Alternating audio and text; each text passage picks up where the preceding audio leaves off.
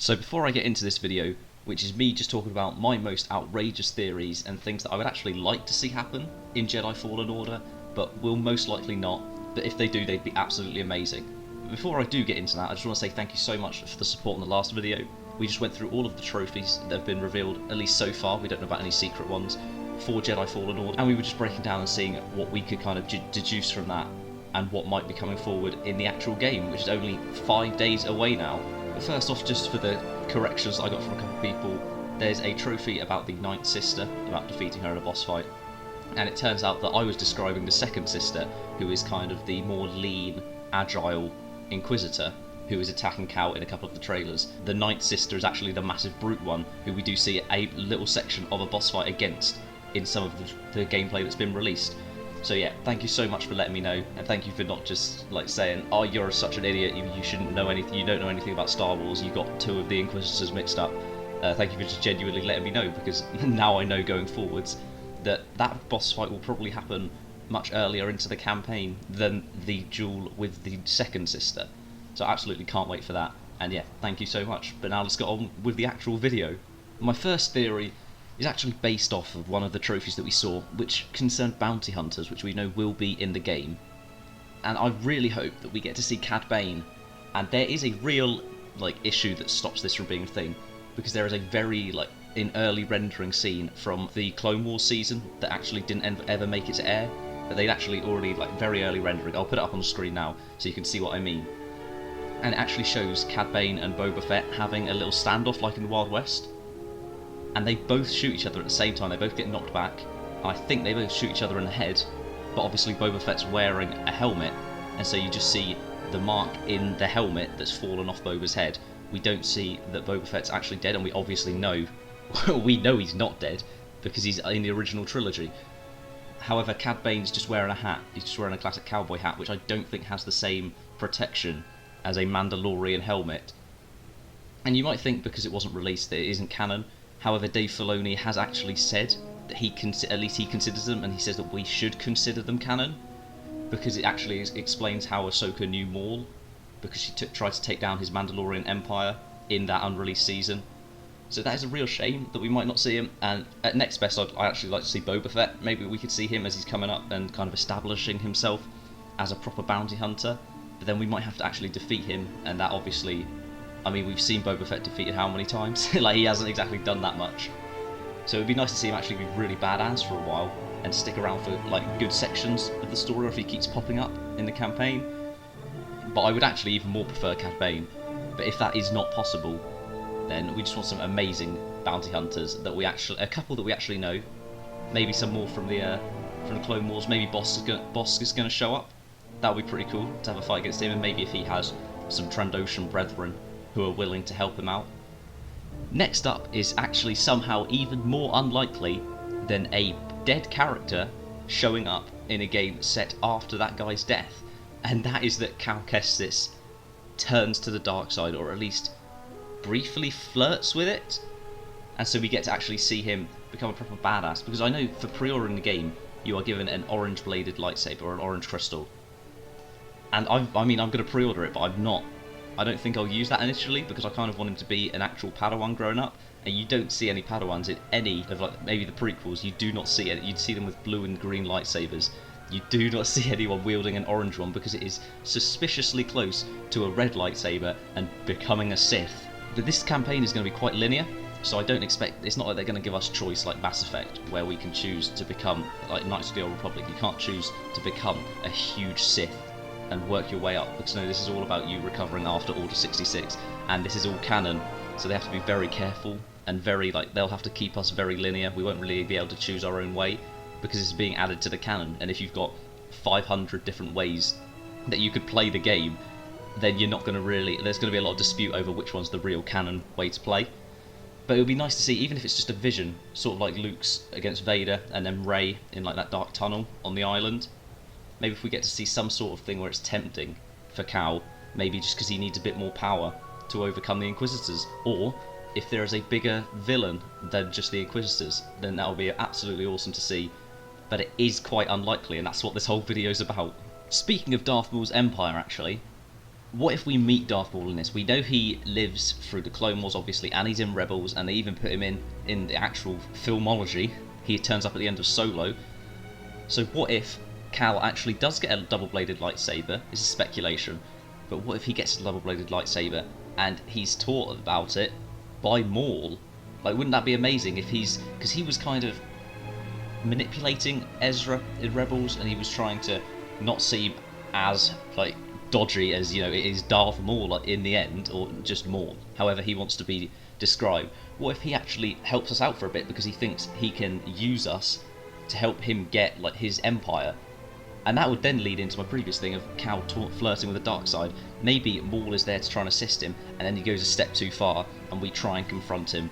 But obviously we're not Darth Maul, so we're not going to kill him. On a similar note, dual-wield lightsabers could be Ahsoka and or Ventress. I know Ventress is much more unlikely because of the whole not very light-sided oriented. But then we've got Ahsoka, who's kind of mixing in the middle. She's almost a grey Jedi now, isn't she? With her white lightsabers. And so that would be really awesome to actually see her in the game, just straight up. If we get to meet Ahsoka at all, that'll be just amazing.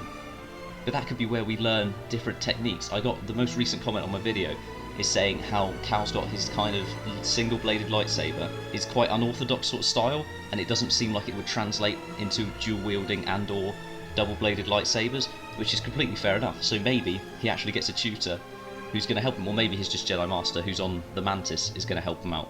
But what if we got someone come in from the Clone Wars and actually come in and help push him to be a much better Jedi? And following straight on to helping become a better Jedi, Grandmaster Yoda? Possibly?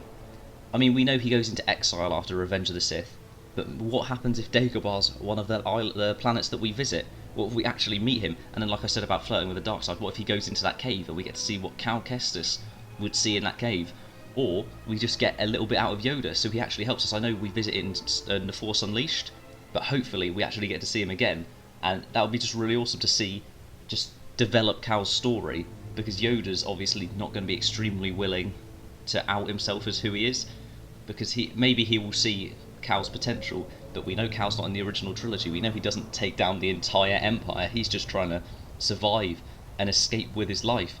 So maybe Yoda actually won't be very willing to help Cal out on his journey, and that'll be very interesting to see how he reacts to a Jedi coming out that maybe he didn't know that Jedi or that Padawan was still alive.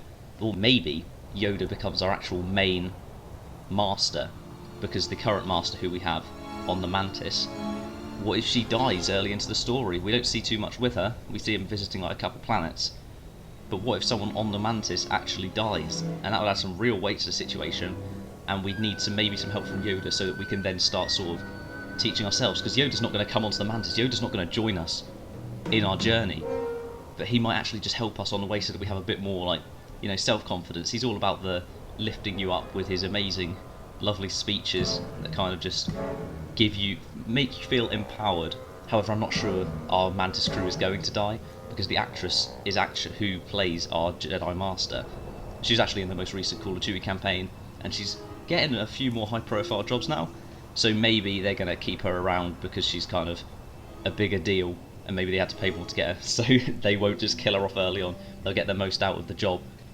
And finally, at least it'll be the final one for this video, if you have any ideas of more theories that you want, then leave them in a comment. If I get enough, then I'll make another video on it before Fallen Order actually releases, so we can get a load of theories out there, and then when the game comes out we can see whether any of them actually do come true.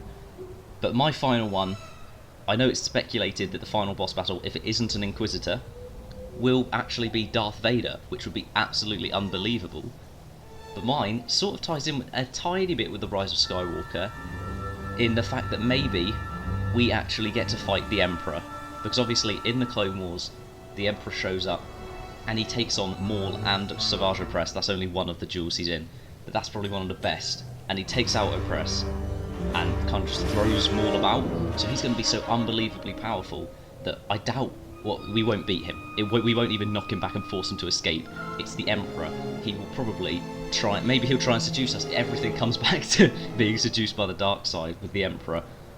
But maybe, just maybe, we encounter him and he just throws us around a bit, maybe just before, and then he sends in Darth Vader to finish the job off, and that's how this ends. But that will be absolutely, that's would be amazing, such a massive like climactic ending with it all building up to tying then really well into the films.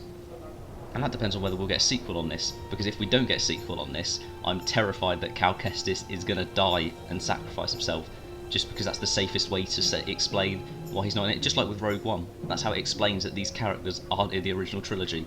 I should have probably left that for the next video if I'm doing it. I really hope they don't kill off Cal at the end, because I hope that this game's going to be that good that we want another one, and so they kind of leave it just open-ended enough so that we don't span the entire gap between 3 and 4. We actually just start off at 3 and just go a little bit, leaving enough space for at least one more sequel. When this game, I assume this game will do well. Everyone's so excited for an actual Star Wars single player game. It's not like it's going to get bogged down with microtransactions like Battlefront 2 did. And that being said, Battlefront 2 is so great now, and so I'm so glad that it has picked itself up. But I don't think Jedi Fallen Order will need to do that. Respawn are so good. They managed to make Titanfall 2, I mean, they got completely screwed over by sticking it between Battlefield 1 and Infinite Warfare, but they made Titanfall 2's campaign so nice, and then they've managed to succeed with Apex Legends in a genre that no one thought anyone was going to succeed in again before Apex Legends came out. And so I have absolute faith in Respawn that they're going to make this a game to be remembered, and I will be doing a walkthrough on this on Friday as soon as it comes out, and I will also be doing one giveaway for a copy on the Xbox One, so hopefully stick around for that. And I'll be putting that video up literally as soon as I can. As soon as the game comes out, I'm going to record maybe the first few hours of gameplay, and then I'll start editing it up and putting that out straight away. But thank you so much for watching this video, and hopefully I will see you next time, whether that is in a part 2 on this video, or if it's part 1 of Jedi Fallen Order.